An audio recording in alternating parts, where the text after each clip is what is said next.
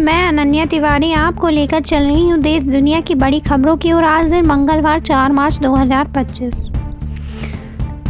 हादसे में घायलों को 1.5 लाख रुपए तक फ्री इलाज इसी माह से सहूलियत। हरियाणा, पंजाब समेत 6 राज्यों में पायलट प्रोजेक्ट सफल।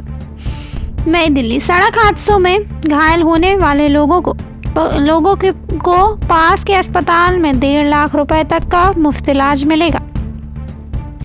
निजी अस्पतालों के लिए भी यह अनिवार्य होगा। इसी महीने से यह व्यवस्था देश भर में लागू हो जाएगी।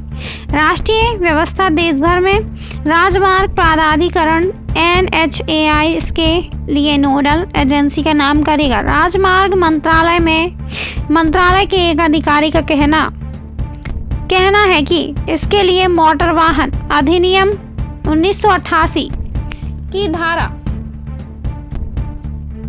162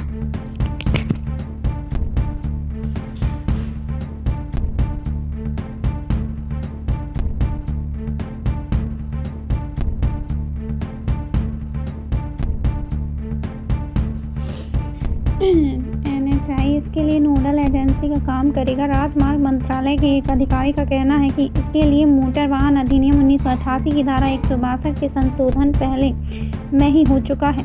इसे मूर्त रूप से उतारने के लिए बीते 5 महीनों में पायलट प्रोजेक्ट के रूप में पुदुचेरी, असम, हरियाणा और पंजाब सहित 6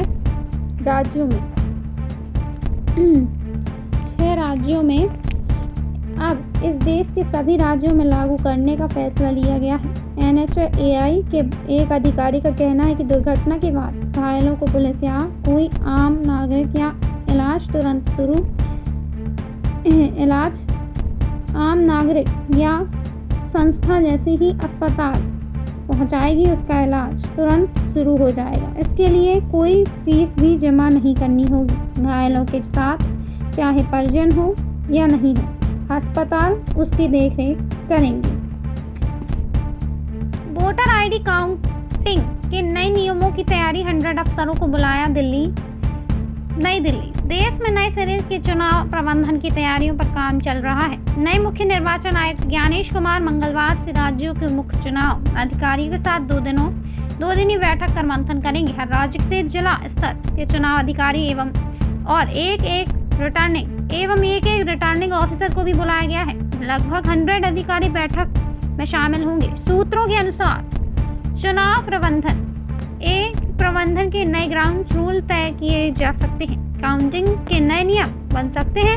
इस राष्ट्रीय स्तर पर मतदाता सूचियों के शोधन की बड़ी कार्य योजना दिशा में यह फैसला भी किया जा सकता है कि अगले 6 महीने में यह सुनिश्चित किया जाए कि किसी भी राज्य में epic election photo I card के नंबरों में जारी डुप्लीकेसी होगी। चुनाव अधिकारियों से पिछले लोकसभा चुनाव और उसके बाद हुए राज्य विधानसभा चुनाव के दौरान सामने आई चुनौतियों, शिकायतों, गड़बड़ियों, आरोपों प्रत्यारोपों पर रिपोर्ट मांगी गई है। साथ ही चुनाव अधिकारियों से इनके समाधान के लिए सुझाव और सिफारिशें भी सुझाने को कहा गया है। हर मुख्य चुनाव अधिकारियों से पहले राज्य का विशिष्ट एक्शन प्लान भी पेश करने को कहा गया है।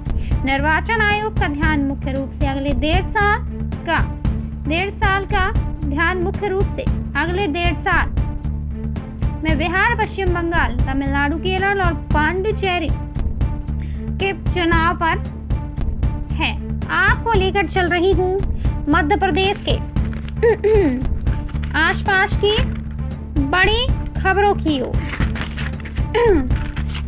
नमामि गंगे की तर्ज पर नर्मदा की भी बनेगी कार्य योजना। 11 विभागों को सीएम ने दिया जिम्मा, सभी के काम बांटे। नर्मदा नदी को प्रदूषण मुक्त बनाने और इसके संरक्षण के लिए मुख्यमंत्री डॉक्टर मोहन यादव ने राज्य के 11 विभागों को अलग अलग काम करने का जिम्मा दिया है। नेशनल ग्रीन ट्रिब्यूनल के ऑर्डर के बाद सरकार ने नर्मदा को नमामि गंगे योजना के समान मध्य भारत की प्रमुख नर्मदा नदी को भी निर्मल प्रवाह बनाए रखने के लिए ठोस कार्य योजना बनाई है, जिसमें राज्य सरकार के 11 विभागों को लिया गया है। हालांकि अभी किसी भी विभाग की कार्य योजना का बजट प्रावधान तय नहीं हुआ है और न ही मुख्यमंत्री की अध्यक्षता में तय बिंदुओं के आधार पर इनका क्रियान्वयन शुरू हुआ है, लेकिन सभी विभागों के दायित्व तय कर दिए गए हैं। हाल ही में मुख्य सचिव मध्य प्रदेश अनुराग जैन, एमपी के अनुराग जैन ने विभागों को निर्देश दिए हैं कि अपनी अपनी कार्य योजनाओं के लिए केंद्र से बजट की मांग की जाए ताकि वह कार्य योजनाओं पर काम हो सके। उन्होंने निर्देश दिए कि केंद्रीय जल शक्ति मंत्रालय से कार्य योजना का बजट मांगा जाए ताकि नर्मदा संरक्षण के लिए तय किए गए कार्यों को पूरा किया जा सके। नर्मदा संरक्षण के लिए 21 शहरों में एसटीपी, नर्मदा के किनारे के अमरकंटक के सेंधवा तक के 21 प्रमुख शहरों में नगरीय विकास एवं आवास विभाग द्वारा 501 लाख रुपए की लागत से एसटीपी बनाने का काम किया जा रहा है। उमंग ने लगाया भाजपा नेता पर गुंडागर्दी करने का आरोप। मध्य प्रदेश विधानसभा में विपक्ष के नेता उमंग सिंघार ने अलीराजपुर जिले में भारतीय जनता पार्टी भाजपा के एक नेता पर गुंडागर्दी का आरोप लगाते हुए संबंधित घटनाक्रम का वीडियो जारी किया है। श्री सिंघार ने सोशल मीडिया एक्स के जरिए कहा कि अलीराजपुर जिले में भाजपा मंडल अध्यक्ष की गुंडागर्दी सामने आई है। नेता ने न सिर्फ एक व्यापारी के साथ मारपीट की बल्कि उसे जेसीबी से कुचलने की भी कोशिश की। आपको लेकर चल रही हूँ हीरो एवं मंदिरों की नगरी पन्ना की ओर। संयुक्त कलेक्ट्रेट भवन का पार्क खो रहा सुंदरता, डिवाइडर की हरियाली भी सूखी।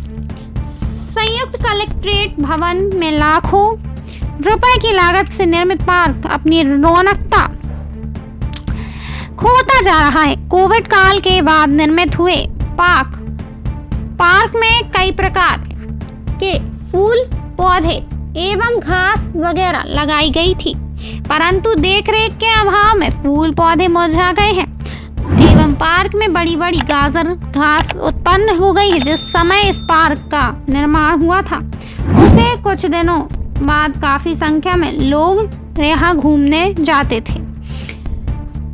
को लेकर चल रही हूँ राष्ट्रीय एवं अंतर्राष्ट्रीय बड़ी खबरों की ओर। ट्रंप ने खनिज डील को तैयार पर यूक्रेन का कोई क्षेत्र रूस को नहीं देंगे जेलेंस्की।